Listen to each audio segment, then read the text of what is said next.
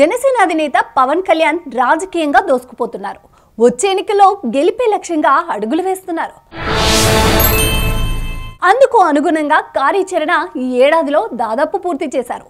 జనసేన పార్టీని దూకుడుగా నడపడంలో ఎన్నికలకు సన్నద్ధమా చేయడం, ప్రభుత్వం మీద పోరాటాల ద్వారా ప్రజలకు చేరువయ్యాడు. ముఖ్యంగా వారాహి యాత్ర పేరుతో జనంలోకి వెళ్లిన పవన్ కళ్యాణ్ జనసేనాని క్షేత్రస్థాయిలో బలోపేతం చేశారు. ఇక ప్రభుత్వం మీద పోరాటం కోసం విపక్షాలను ఏకం చేస్తున్నానన్న ప్రకటనకు కార్యరూపం ఇచ్చి టీడీపీతో పొత్తు ప్రకటన చేశారు. ఉమ్మడి తూర్పు గోదావరి జిల్లా నుంచి పవన్ మొదలుపెట్టిన వారాహి యాత్ర జనాన్ని విశేషంగా ఆకర్షించింది. పవన్ పేల్చిన డైలాగ్స్ ప్రభుత్వానికి సూటిగా గుచ్చుకున్నాయి. అందుకే ఓ ప్రధాన సామాజిక వర్గ మంత్రులు, స్థానిక నియోజకవర్గాల్లో వైసీపీ ఎమ్మెల్యేలు పవన్ పై రెచ్చిపోయారు. 3 దఫాల వారాహి యాత్ర ముగించుకున్న పవన్ కళ్యాణ్ కు చంద్రబాబు అరెస్ట్ రూపంలో ఏపీలో మరోసారి యాక్టివ్ అయ్యే అవకాశం దక్కింది. బాబు అరెస్టు సమయంలో హైదరాబాద్ నుంచి ఏపీకి బయలుదేరేందుకు సిద్ధమైన పవన్ విమానానికి ప్రభుత్వం అనుమతి నిరాకరించింది. రోడ్డు మార్గాన బయలుదేరిన పవన్ ను ఏపీ సరిహద్దులో పోలీసులు అడ్డుకున్నారు. దీంతో అర్ధరాత్రి తర్వాత పవన్ విజయవాడ చేరుకున్నారు. అనంతరం చంద్రబాబును జైల్లో కలిసిన పవన్ బయటికి వచ్చి ఎవరు ఊహించని విధంగా పొత్తు ప్రకటన చేశారు. చంద్రబాబు జైల్లో ఉన్న క్లిష్ట సమయంలో పవన్ చేసిన పొత్తు ప్రకటన ఇరు పార్టీల శ్రేణుల్లో భవిష్యత్తుపై నమ్మకం పెంచాయి.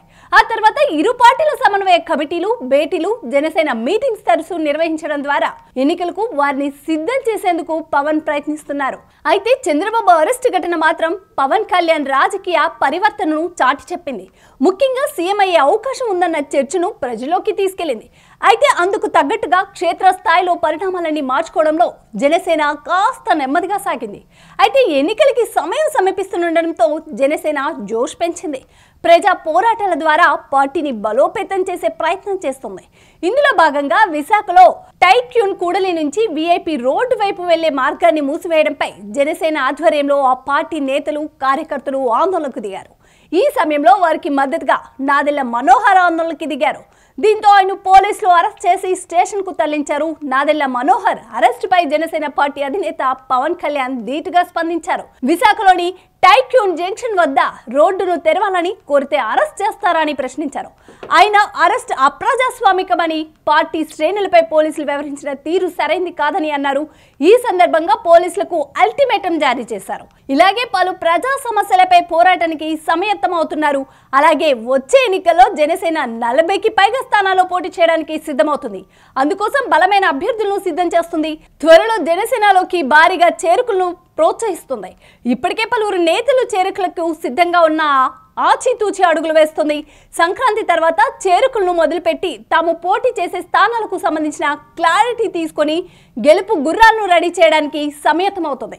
పోటీ చేసే స్థానాల్లో మెజార్టీ స్థానాలను గెలుచుకొని ప్రభుత్వంలో కీలక పాత్ర పోషించేలా జనసేన ముందుకు సాగుతుంది. ఓటు వేయడం మన హక్కు, మన బాధ్యత. ఆ ఓటు ఉందో లేదో కూడా చూసుకోవడం మన బాధ్యతే. మన ఓటు గల్లంత అయింది అంటే మన ఆస్తిని ఎవరో కొట్టేసినట్లే. వెంటనే మీ ఓటు ఉందో లేదో, ఎక్కడుందో చెక్ చేసుకోండి.